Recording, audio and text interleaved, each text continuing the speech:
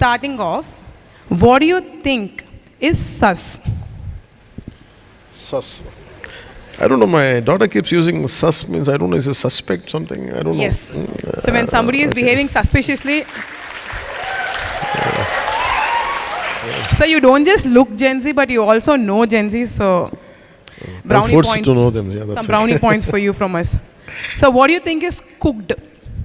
Cooked. COOKED. Cooked means maybe out of my understanding, I never heard this one, but I'm feeling that I'm done. Yeah, you're right. Yeah. I'm finished, I'm done, man. So when you try sneaking out and somebody catches you, you're cooked. Cooked, yeah, I'm cooked, Yeah. yeah. What do you think is delulu? Delulu. DELULU. Delulu.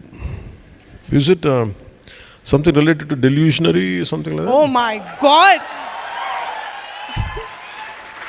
Wow. All right. I'll just make it a little harder for you, sir. I'm because- sorry, it's very recently, few days back, I think I heard this word. It's not something I'm aware of. No.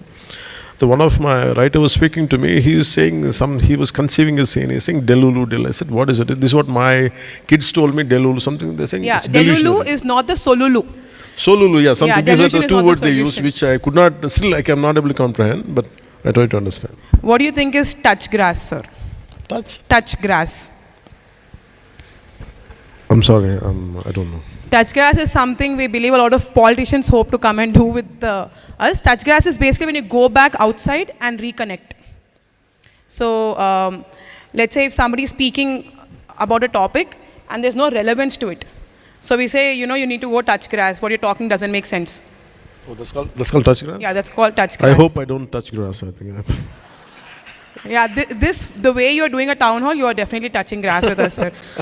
Okay, last one, saving it for the best. Main character energy. Main characterology. Main character energy. Main character energy. I have no idea.